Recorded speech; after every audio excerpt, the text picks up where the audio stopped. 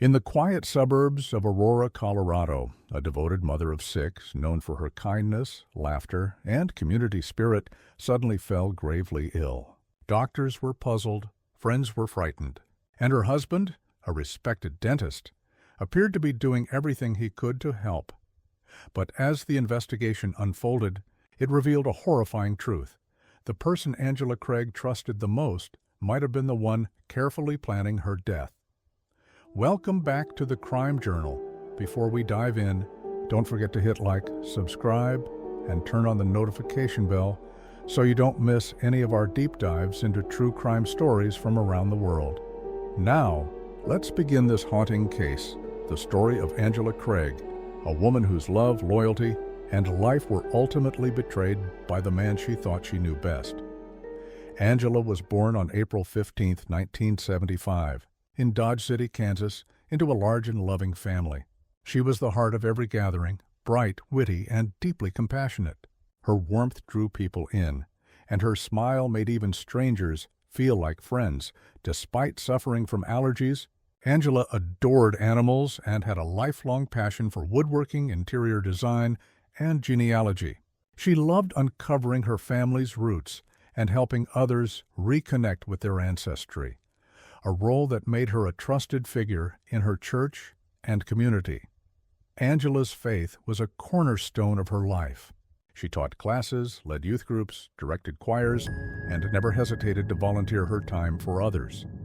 In December 1999, Angela married James Craig, a charming man with ambitions of becoming a dentist. He was intelligent, confident, and ambitious, everything Angela believed would make for a stable and loving partner. By 2006, James had achieved his dream, earning his doctorate in dental surgery from the University of Missouri, Kansas City. The couple settled in Aurora, Colorado, where James opened his dental practice. Over the next 2 decades, they built what looked like a model family.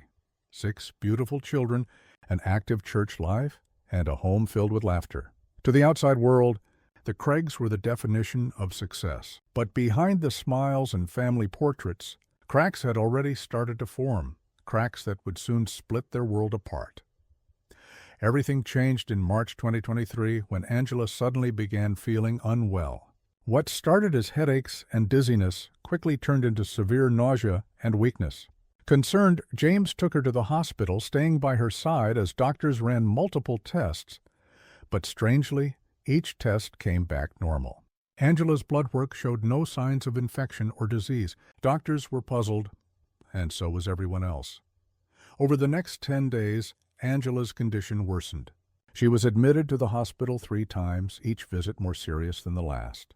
Friends and family were terrified, especially her sister Toni, who spoke to Angela daily and sensed something was terribly wrong. Still, no one suspected that her mysterious illness wasn't an accident. It was a plan. As Angela's health continued to deteriorate, her loved ones grew more and more desperate for answers.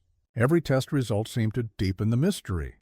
She was in and out of the hospital, growing weaker by the day, and yet no one could figure out why. Her husband, James Craig, appeared worried and exhausted, spending long hours at her bedside, comforting her and talking to doctors about possible causes. To everyone watching, he looked like a devoted husband, a man terrified of losing the love of his life. But behind that calm, caring image, something far more sinister was unfolding. While Angela lay in the hospital, James was spending late nights on his computer, browsing websites that had nothing to do with medicine or recovery. He wasn't researching cures, he was looking up poisons. Investigators would later discover that James had been searching for terms like how to make poison, undetectable, arsenic poisoning, symptoms, and even how many grams of pure poison can kill a person. These weren't random searches. They were the blueprint of a plan. Around the same time, staff at James's dental office noticed something odd. A package arrived at work, one that James quickly intercepted before anyone else could open it. Employees were told not to worry, that it was just personal stuff. But one coworker, sensing something wasn't right, remembered the label on the box. It mentioned potassium cyanide, a chemical so deadly that just a few grains could be fatal. The employees' unease grew after Angela was hospitalized again. They began connecting the dots and eventually reached out to the authorities, sharing their suspicions. It was this single act of courage that would change everything. Meanwhile, Angela's condition was spiraling. She was weak, nauseous, and unable to keep food down. Her sister Toni, who lived out of state, was terrified. Angela had mentioned that she was worried James might be up to something, though she didn't want to believe it. She told Toni that he had given her a protein shake before she started feeling sick, but at the time, she brushed it off as a coincidence. When Toni learned about the package delivered to James's office, everything suddenly made sense. She immediately called the police, urging them to investigate. Detectives soon uncovered a trail that led straight to James Craig's computer. There they found proof of his online poison searches and records of recent purchases made under his name. He had ordered multiple toxic substances through various websites, and the timing lined up exactly with them. Angela's hospital visits, even more shocking, were the emails investigators discovered between James and an out-of-state woman. The two had been romantically involved for months, and James had been talking about starting a new life with her. He told her that his marriage was nearly over and that Angela was sick, never mentioning, of course, that he was the one causing her suffering. As the puzzle pieces came together, the picture became horrifyingly clear. The caring husband at his wife's bedside was the same man who had been slowly poisoning her from home. The shakes he made for her, the vitamins he prepared, the medications he handed her, all were part of a deadly routine. Angela's body was failing. Her organs were shutting down, and her family could only watch in disbelief as doctors struggled to understand what was happening. But this time, the police were watching too. When the lab results came back, they confirmed what investigators feared most. Angela had been poisoned, and the poison wasn't something that could have been accidentally ingested. It was a deliberate act. Detectives moved quickly, and James Craig's double life began to unravel. Every search, every purchase, every message he thought was hidden was now evidence in a murder investigation. But before the police could make their move, Angela's condition took a tragic turn. Her body couldn't fight any longer. She slipped into a coma and never woke up. Angela Craig passed away on March 18, 2023. The woman who had dedicated her life to her family, her church, and her community was gone. And the man who had promised to love and protect her was the reason she would never go home again. In the next part, we'll go deeper into the investigation, the chilling evidence police found in James Craig's digital trail, the messages to his secret lover, and how detectives finally confronted him with the truth. The investigation into Angela Craig's death moved swiftly once the toxicology results came back. Detectives knew they were dealing with a murder, not a tragic accident or unexplained illness. The chemical found in Angela's system was potassium cyanide, a fast-acting poison that attacks the body's ability to use oxygen. It was the same substance that had been ordered and delivered to James Craig's dental office just days before Angela fell gravely ill. Police began piecing together James's digital footprint. Every move he made online painted a disturbing picture of premeditation and deception. On his personal computer, investigators found dozens of incriminating searches. Questions like, can cyanide be detected in an autopsy? And how to make someone sick without being caught. These weren't random or impulsive searches. They were methodical, deliberate, and terrifyingly precise. Alongside those searches, they discovered multiple fake email accounts used to order chemicals under false names. One email even showed a confirmation for the cyanide purchase made using his own credit card. It became clear that this wasn't a crime of passion. It was a carefully planned and executed murder attempt. As detectives dug deeper, they also uncovered the twisted double life James had been living. On the outside, he was the devoted husband and father, running his dental practice and attending church. But behind that image, he had been secretly involved with another woman, a woman from Texas he had met through a professional conference. The messages between them were intimate and revealing. He had told her that his marriage was over, that his wife was dying, and that he was ready to start a new life together once it was all behind him. While Angela was lying in a hospital bed, fighting for her life, James was writing love emails to another woman, messages filled with plans for romantic getaways and a future together. He wasn't grieving. He was waiting.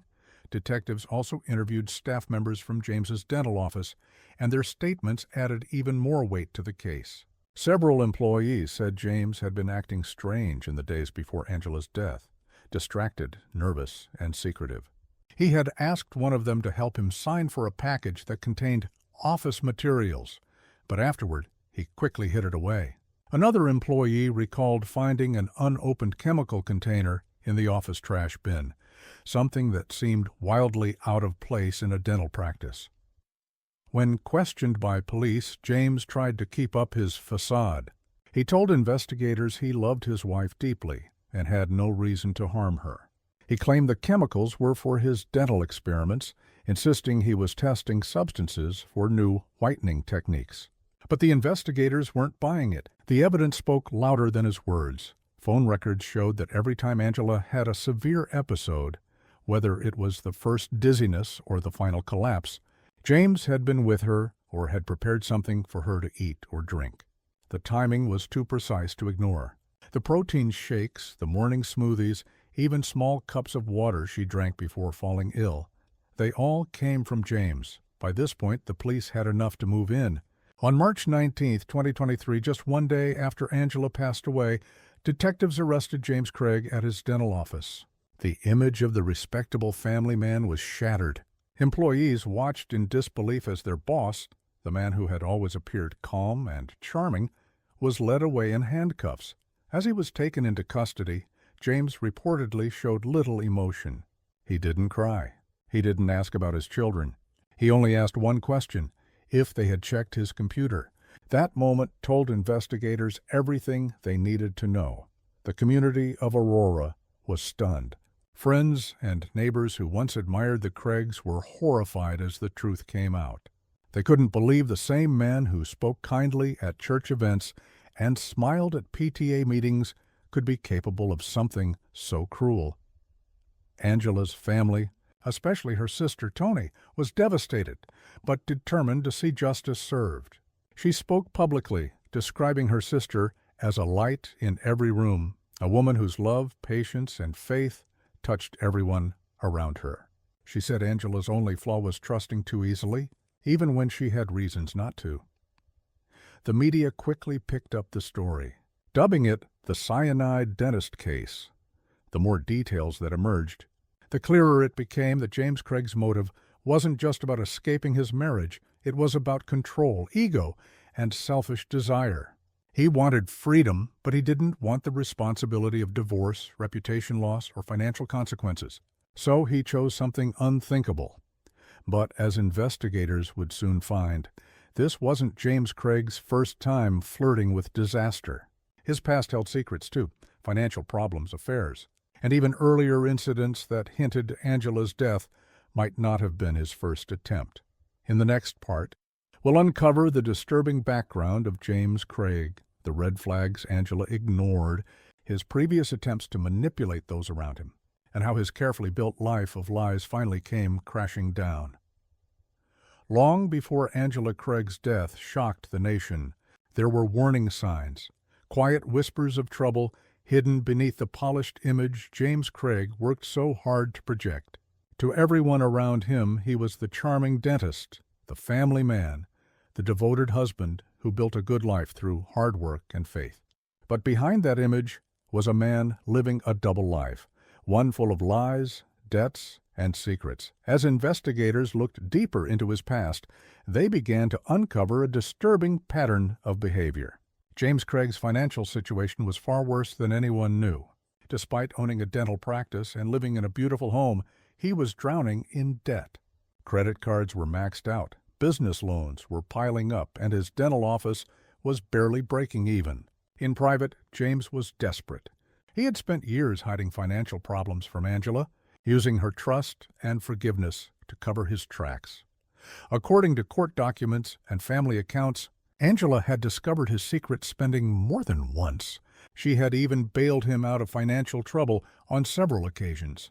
Yet each time James promised to change. He'd swear things would be different, that he'd be honest from now on. Angela, being the loving and forgiving person she was, always gave him another chance. But every time she forgave him, he sank deeper into lies. The financial stress wasn't the only thing tearing their marriage apart. There was also infidelity. It wasn't just one affair. It was multiple. James had a long history of cheating, both emotionally and physically, going back years. His pattern was almost textbook. He'd start messaging another woman online, claim he was trapped in an unhappy marriage, and play the role of the misunderstood husband seeking comfort. Then, when things got serious, he'd scramble to keep his double life hidden from Angela. But Angela wasn't naive. She knew something was wrong. Friends later revealed that she had confronted him several times about his affairs and even considered leaving. Yet each time James found a way to manipulate her. Crying, apologizing, claiming he was lost, but wanted to fix things for the sake of their family. Angela wanted to believe him. She wanted to believe the man she married still existed somewhere beneath the lies. Unfortunately, by early 2023, the marriage had reached a breaking point. The couple was no longer sharing a room, and Angela had confided in close friends that she was thinking about separating permanently. James, meanwhile, was deep into another affair, this time with a woman from Texas he had met at a professional event. Their messages painted a clear picture. James was ready to start over. He told her he was unhappy, that his wife was sick, and that soon everything would change. He even mentioned that Angela wouldn't be around much longer. For investigators, that statement became one of the most chilling pieces of evidence in the case. It showed intent, and it showed that Angela's death was part of his plan, not a moment of impulse. As detectives continued to dig, they found that this wasn't even the first time Angela had mysteriously fallen ill. Family members recalled a similar incident years earlier when Angela had been hospitalized after becoming violently sick, though no one ever determined the cause. Back then, she recovered and moved on, never suspecting that someone close to her might have been responsible. Looking back, her loved ones now wonder if that was the first attempt. The emotional toll on Angela's family was devastating. Her sister, Toni, became one of the strongest voices demanding justice, sharing how Angela had spent years putting her husband and children before herself, always trying to make her marriage work. She described Angela as a woman who believed in redemption, someone who never stopped hoping people could change, even when they didn't deserve her faith. Meanwhile, prosecutors were building their case, and what they found only strengthened their argument. James Craig had purchased not just cyanide, but also arsenic and other toxins over the months leading up to Angela's death. It was clear he had been experimenting, searching for the perfect poison, one that would mimic illness without leaving obvious traces. His dental background gave him just enough scientific knowledge to be dangerous. When the evidence was finally presented to the court, it was overwhelming.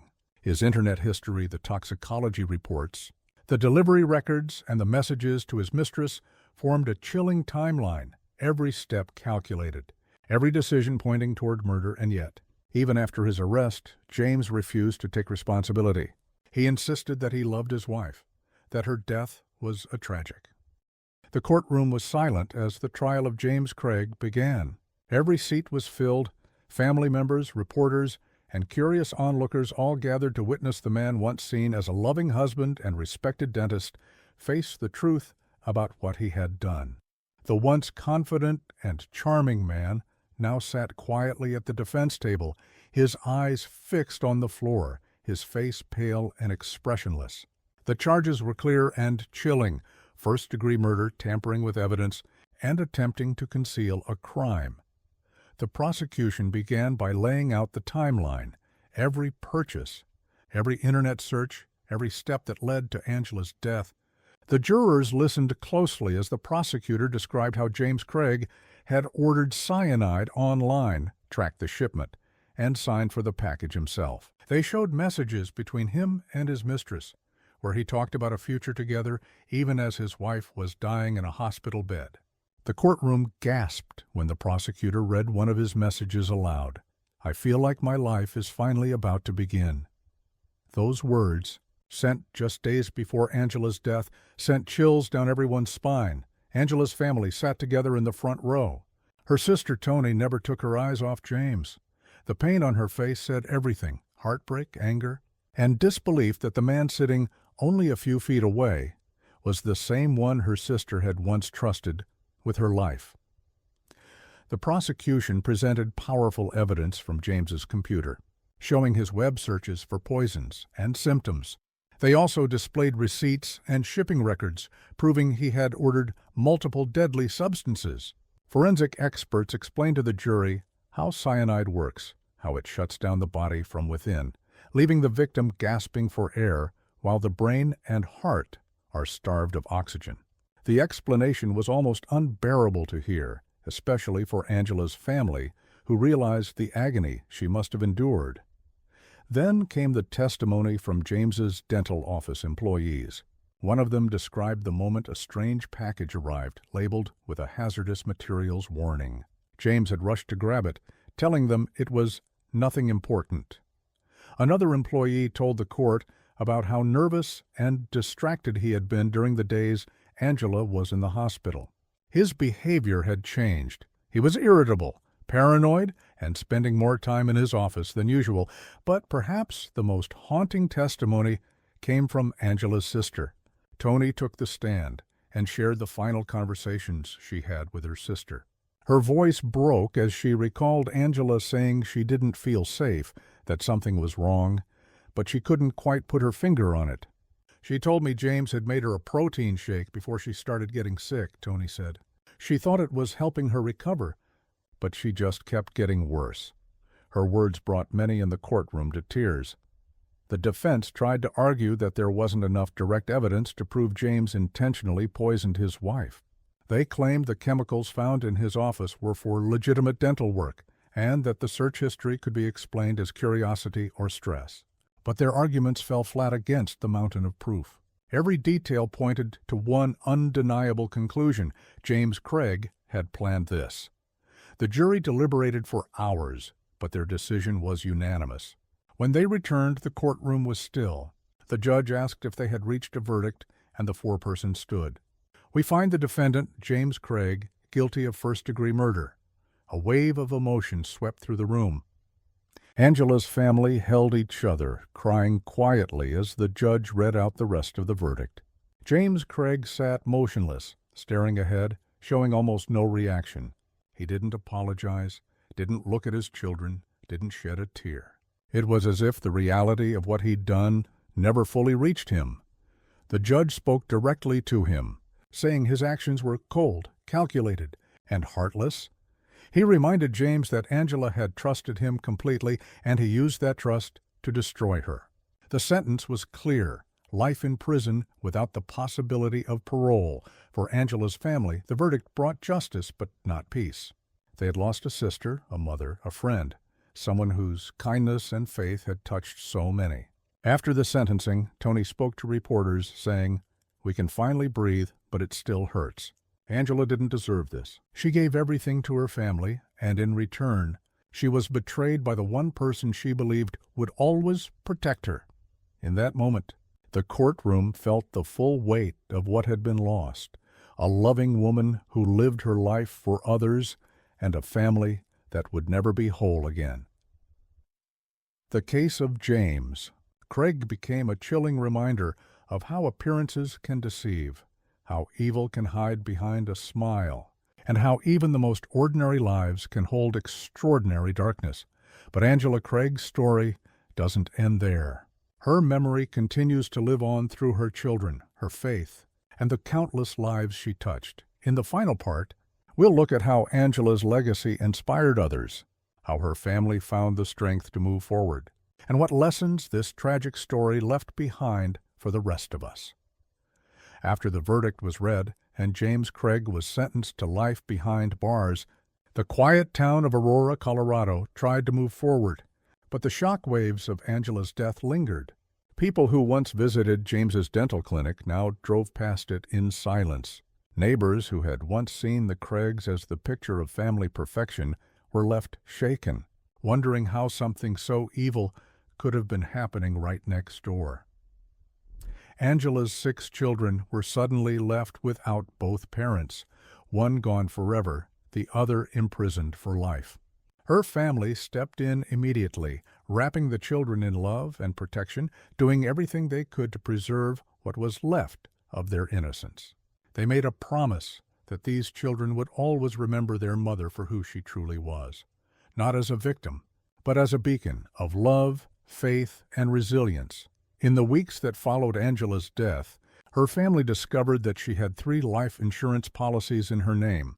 Investigators suspected that this might have been part of James's motive, the chilling possibility that he saw financial gain in her death.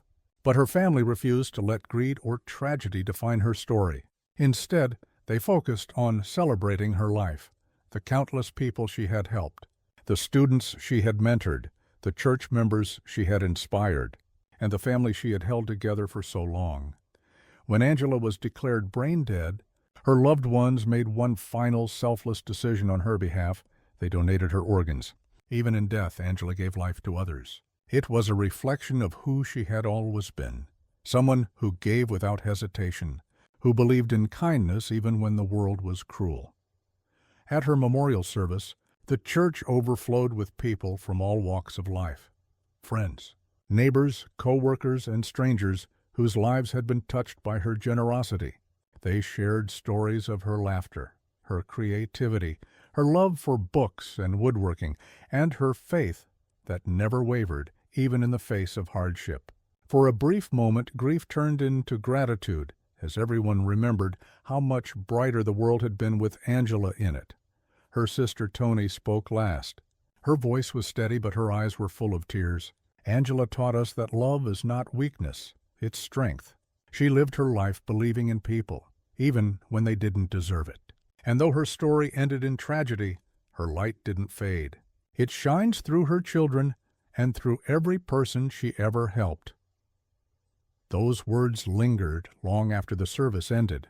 In the months that followed, Angela's story spread across the nation, reminding people everywhere that evil often hides in plain sight. But it also became a story of hope, a story about family, faith, and the strength to survive even the darkest moments.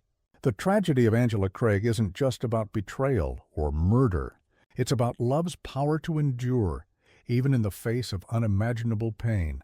As her children grow up, they carry with them their mother's values: compassion, kindness, and courage. They live as proof that her spirit continues to guide them, no matter how far away she may be. For those of us who hear her story, Angela leaves behind a message that's impossible to forget. Never ignore your instincts. Cherish the people who truly love you, and remember that sometimes even the most perfect lives can hide the deepest pain. Thank you for watching this emotional journey here on The Crime Journal. If Angela's story moved you, please like, share, and subscribe to our channel. Your support helps us continue to tell the stories that matter, stories of justice, resilience, and the hidden truths that deserve to be heard. Until next time, stay safe, stay aware, and remember, sometimes the darkest secrets are hiding right in front of us.